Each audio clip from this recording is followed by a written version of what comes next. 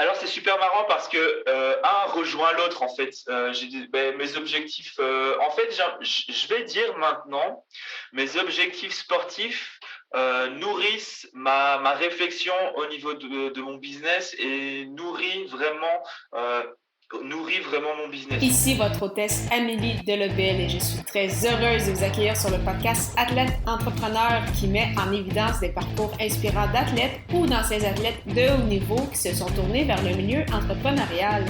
Ce rendez-vous hebdomadaire vous présente des entrevues qui seront vous motiver à atteindre votre plein potentiel. C'est parti! Bonjour, je suis très heureuse de vous accueillir pour cette deuxième saison de mon podcast Athlète Entrepreneur lors de cet épisode 164 pour la deuxième et dernière partie de cette entrevue sur accompagner les sportifs grâce au coaching mental et à l'hypnose avec Martin Tauvois. Avant de vous présenter officiellement cette entrevue, je voulais discuter du partenaire de cet épisode qui est Athlete Nation. En effet, si vous souhaitez acheter des suppléments et vêtements pour sportifs tout en encourageant une entreprise sociale canadienne qui remet 20% de ses profits aux athlètes, Athlete Nation est le choix tout désigné.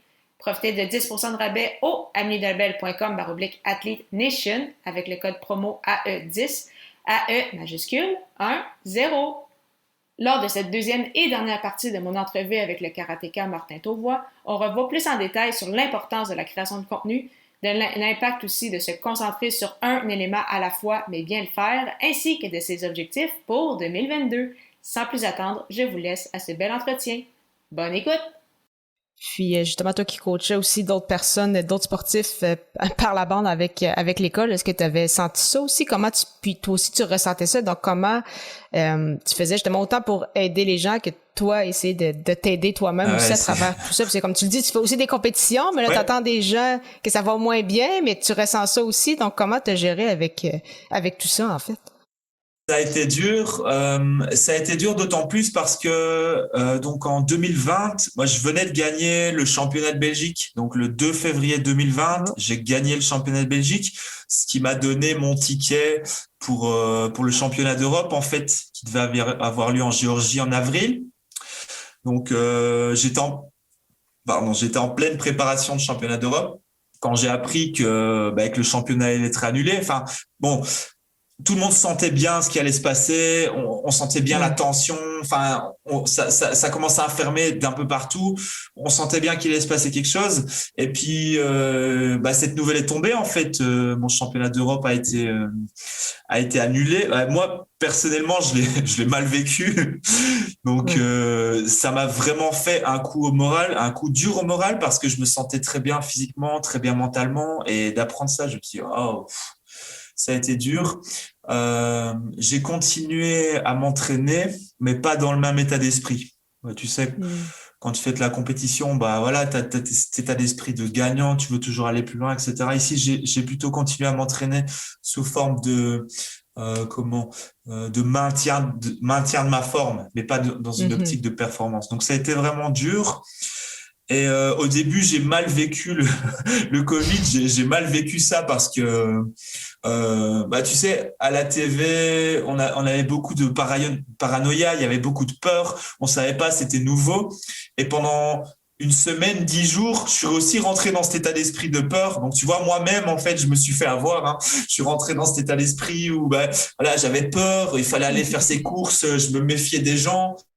Enfin, ça a été difficile. Au bout de, une semaine, 10 jours, je me suis repris en main. Je me suis dit, oh là, Martin, qu'est-ce que tu es en train de faire? Enfin, c'est pas avec cet état d'esprit que ça va aller. Ça sert à rien d'avoir peur, etc. Donc, j'ai quand même su me recentrer. Et j'ai essayé aussi d'aider mes sportifs, de rester en contact avec mes clients, puisqu'à ce moment-là, j'avais encore beaucoup de clients en coaching sportif, des clients privés, pas des sportifs. Donc, j'ai essayé de garder le contact, de leur dire, on continue, enfin, ça va aller, il faut garder la tête sur les épaules. Enfin, de toute façon, il fallait vivre avec. Je pense que on savait pas faire autrement. Donc, moi, personnellement, comment je l'ai vécu, j'ai essayé de rassurer beaucoup les personnes, d'être présent pour eux et d'écouter surtout, parce que je pense que c'est le métier aussi d'un coach, c'est de pouvoir écouter les personnes et de pouvoir les rassurer, de pouvoir leur donner peut-être d'autres possibilités, d'autres choix, de voir les choses différemment. Donc voilà comment personnellement je l'ai vécu. Et le deuxième confinement, je l'ai vécu différemment parce que là, j'étais plutôt révolté par rapport à ce qui se passait. Donc voilà, j'ai trouvé ça injuste. Pourquoi les sports? Parce qu'avec autant de recul, ben, en fait, le sport, c'est ce que les personnes auraient dû garder. On aurait dû garder vraiment ce sport pour pouvoir avoir un corps fort, un corps avec un système immunitaire correct, etc. J'ai été un peu révolté. Donc, j'avais vraiment deux états d'esprit différents entre le premier confinement et le deuxième confinement. Donc, c'est ça, toi aussi, en aidant les gens, mais tu naviguais aussi un peu à travers tout ça aussi. C'est normal, justement, d'avoir différentes émotions aussi au fur et à mesure. On était un peu dans l'incertitude. Hein. On savait pas vraiment. Le premier confinement, ça a été nouveau. Personne ne connaissait rien. C'était une nouvelle maladie. Les gens cherchaient, on tâtonnait, on savait pas vraiment ce qui se passait. Et la deuxième fois, je l'ai vécu plus comme une injustice parce que je me suis dit, purée, on a autant de mois de recul. Et finalement, on prend encore les mêmes décisions. Il n'y a pas de réflexion qui a été faite. Enfin, ça a été un peu, j'ai vraiment mal vécu. Bon, ça, c'est pas mal les mêmes choses qui sont ressorties. Effectivement, ça a pas mal été la même chose ici au Québec, au Canada, en fait, en général. Donc, c'est ça, on a un océan qui nous sépare, mais c'est ça ressemblait pas mal aussi à tout ça. Puis, comment ça s'est passé, ton retour à la compétition? Parce que là, ça fait quelques mois que là, c'est reparti, puis là, c'est officiel. Puis, comment ça l'a changé, justement, tout ça, autant toi, encore une fois, toi personnellement, que pour tes clients de là, comme tu dis, de pas juste s'entraîner pour s'entraîner, mais là, il y a vraiment une compétition, mais là, en même temps, ça faisait longtemps. Fait que comment t'as vécu tout ça? Alors, ça a été un vrai challenge. C'était vraiment dur parce que, en fait, ce qui s'est passé, c'est que j'ai recommencé direct dans le grand bain. J'ai recommencé, donc, ma dernière compète, ça avait été le 2 février 2020. On a eu les confinements, le Covid, etc. Et la compète avec laquelle j'ai repris, c'est le championnat d'Europe qui a été postposé, qui a eu lieu, de tête, c'était fin juin. Donc, normalement, d'habitude, le championnat d'Europe, c'est début avril.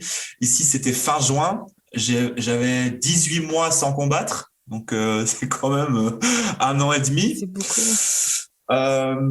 On s'est retrouvé, moi je me suis retrouvé, alors j'ai beaucoup hésité, je participe pas, sincèrement j'avais une tonne d'arguments pour ne pas y participer. Quelques semaines avant, j'étais dans des moments de doute.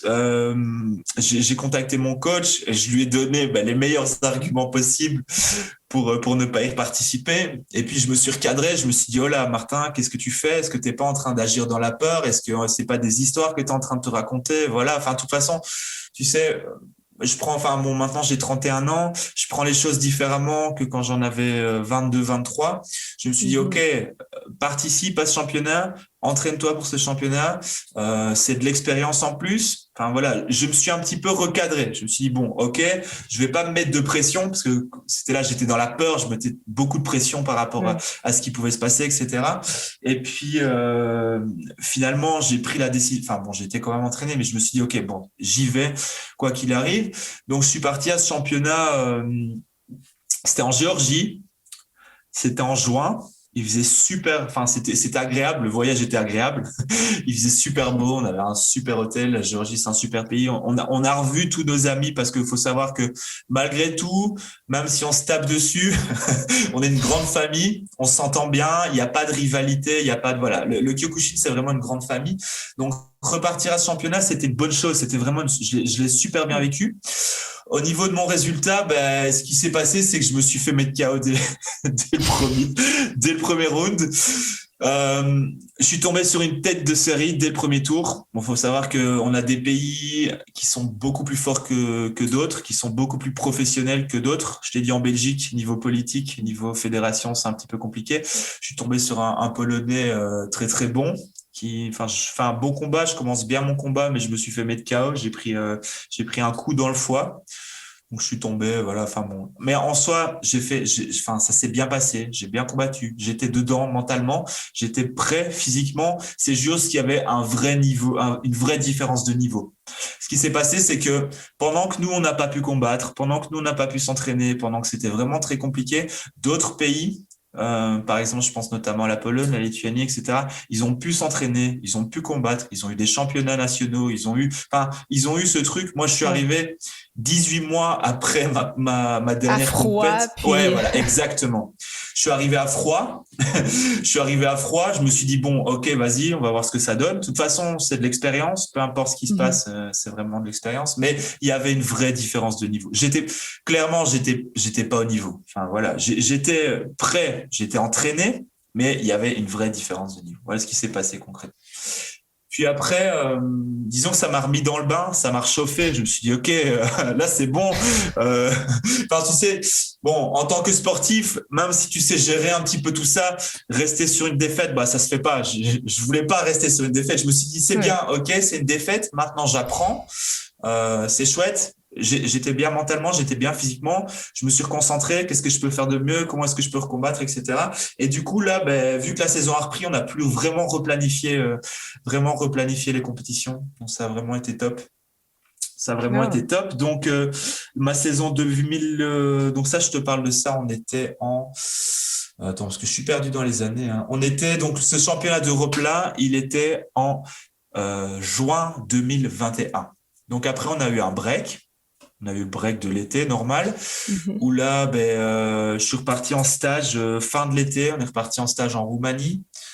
Donc, un stage de 3 jours de préparation avec certains de l'équipe. Donc, ça, c'était très, très bien. Et puis, on a repris les compétitions en septembre. J'ai recombattu, donc en Belgique, il y avait rien pour le moment. Donc, j'ai recombattu en Hollande, aux Pays-Bas, donc le pays juste à côté de chez nous, où j'ai gagné. Donc, c'était une compétition où, voilà, ça s'est très bien passé. J'ai gagné, ça m'a remis vraiment, ça m'a remotivé. Je suis reparti en France où j'ai combattu dans une catégorie de poids plus haute que la mienne. C'est une erreur que j'ai fait. J'ai pas, une erreur. Ouais. J'en ai appris de nouveau. Hein. C'est pas vraiment une erreur, mais j'ai combattu dans une catégorie plus haute. J'ai perdu. Après, je suis reparti de nouveau en championnat, en Coupe d'Europe. C'est pas le championnat d'Europe, c'est Coupe d'Europe, où j'ai de nouveau perdu au premier tour. Et puis là, je reviens. Donc ça, c'était 2021. Donc j'ai terminé là-dessus, 2021 sur une défaite entre guillemets. Et là, je reviens de Barcelone en fait. Donc il y a 2 semaines, j'étais à Barcelone où je fais 3e à la OIMA Cup. Donc c'est une bonne compétition. Et là, grâce à ça, j'ai décroché mon ticket pour le championnat d'Europe qui est dans 4 semaines en fait. Hein. Là, donc je pars en Pologne dans 4 semaines. Donc là, je suis en pleine préparation en fait. Ah, mais c'est super intéressant. Fait qu'il y a tu dois certainement avoir des objectifs tant au niveau personnel, parce que là, la compétition reprend. Là, le 2022, on le souhaite que là, ça va continuer puis il n'y aura pas de pause. Donc, ouais, j'espère. Je croise les doigts. Donc, c'est quoi tes objectifs, tant au niveau personnel, c'est au niveau compétition sportif, qu'avec ton entreprise, plutôt au niveau personnel comme coach. Ouais. Donc, quels sont tes objectifs pour 2022? Alors c'est super marrant parce que un rejoint l'autre en fait. J'ai dit mes objectifs. En fait, je vais dire maintenant, mes objectifs sportifs nourrissent ma réflexion au niveau de mon business et nourrit vraiment mon business parce que actuellement. C'est marrant parce que vu que je suis encore sur le circuit, vu que je suis encore en compétition et vu que j'ai des choses à partager à mes clients sportifs, eh bien, tout ce que je vis, toutes les émotions que je vis, toutes les peurs, toutes les idées, toutes les pensées, toutes ces choses, ça me permet de leur transmettre en fait. Oui. En fait, c'est marrant, je vis les trucs pour leur transmettre. Donc, mon objectif, c'est pas juste de vivre des trucs. Évidemment, j'ai des objectifs en termes d'évolution. Hein, on se comprend bien, on reste sportif. Mais les objectifs sportifs nourrissent les objectifs business. Alors c'est super marrant. Et c'est ça que je te disais tantôt. Je me sens vraiment aligné. Je me sens vraiment dans ma cohérence par rapport à ce que je fais parce que c'est quelque chose de fort et je me sens. Enfin voilà, je suis au top. Alors au niveau sportif, mes objectifs ici, c'est faire un podium au championnat d'Europe parce que maintenant j'ai découvert qu'en fait j'en avais les capacités. Je suis entraîné pour. Là, je suis beaucoup plus entraîné que il y a quelques mois quand j'ai repris la compétition. Je sais que même si on a tendance à se mettre, c'est un petit peu, on a tendance à se mettre un petit peu au-dessus, en dessous. Moi, j'avais toujours tendance à me dire, ah ouais, mais d'autres pays, ils ont un meilleur staff, ils ont de meilleures équipes, ils sont plus professionnels, etc. Et finalement, je me rends compte que dans notre petit pays, on a moyen de faire les choses et on a moyen aussi de faire de grandes choses. Donc là, clairement, mon objectif pour ce championnat d'Europe, c'est un podium sur le pour ce championnat. Clairement, et avec l'objectif en 2023, c'est de partir au Japon, participer au World Open.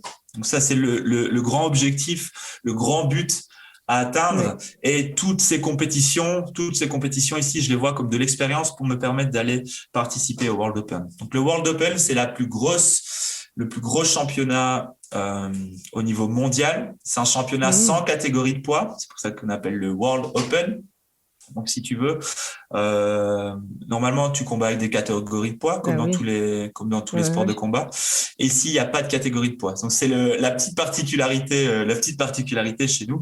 Et le World Open, c'est la compète la plus prestigieuse. Donc, clairement, l'objectif, il est là-bas.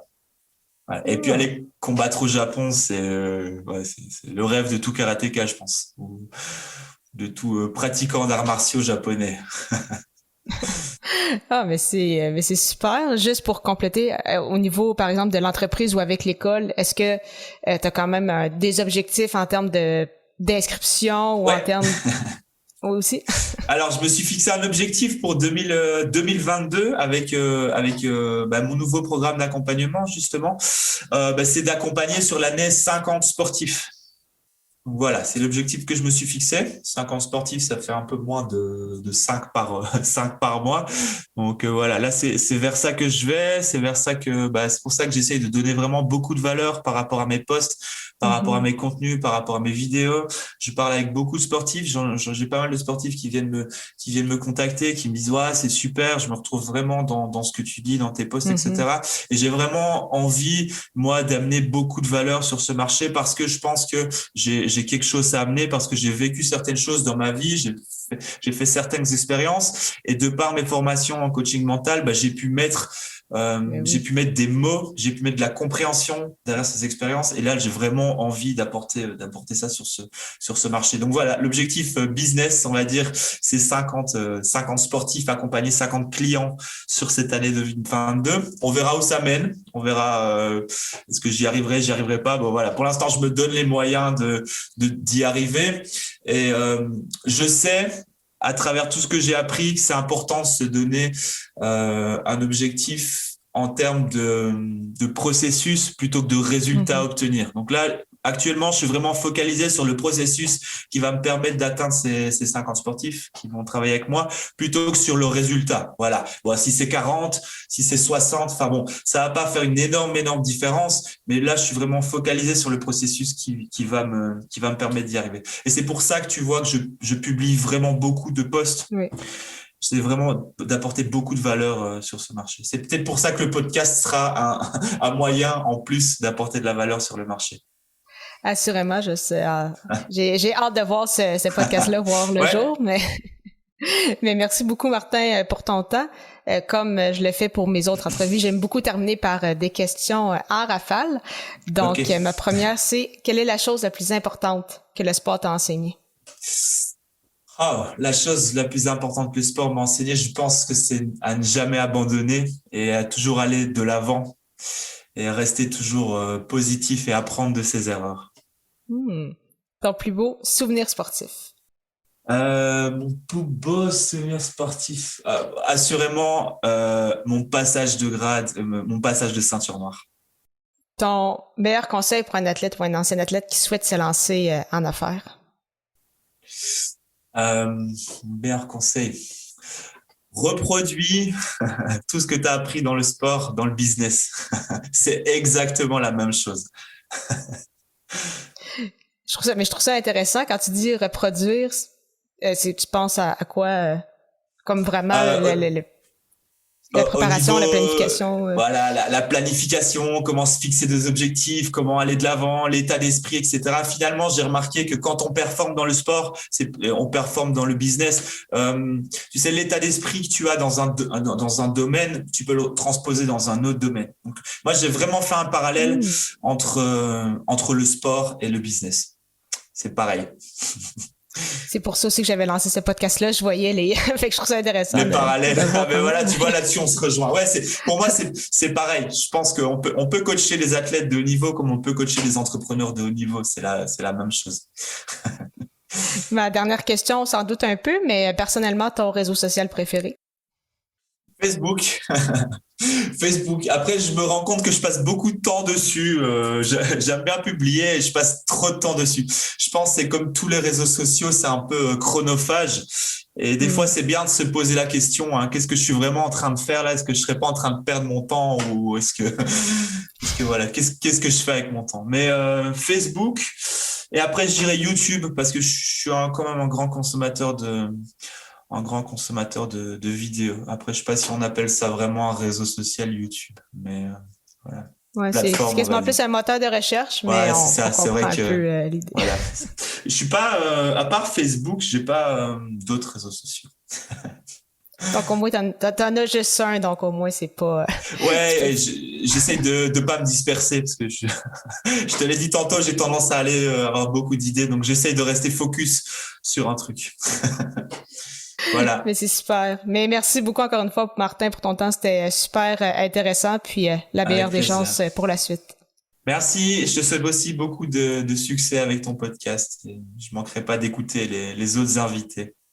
Merci beaucoup encore une fois à Martin Tauvois pour son temps et en souhaitant que vous ayez apprécié ce 164e épisode officiel d'Athlète Entrepreneur. Avant de vous laisser, je voulais vous parler de l'hébergeur de podcast Ocha. Contrairement aux autres hébergeurs, Ocha est aussi un outil marketing qui vous permet entre autres de planifier vos publications sur les réseaux sociaux, de bâtir votre propre liste de courriels et de générer des audiogrammes. De plus, il s'agit d'une plateforme 100% francophone avec un super service à la clientèle. Pour l'essayer à votre tour, profitez d'un essai gratuit de 2 semaines au amidelabel.com/Ocha, AUSHA. Je vous donne rendez-vous à l'épisode 165 pour une autre entrevue inspirante, cette fois avec Mathieu Dionne, qui avait été mon invité à l'épisode 101, l'émission la plus populaire encore à ce jour sur mon podcast. Ne manquez pas ça!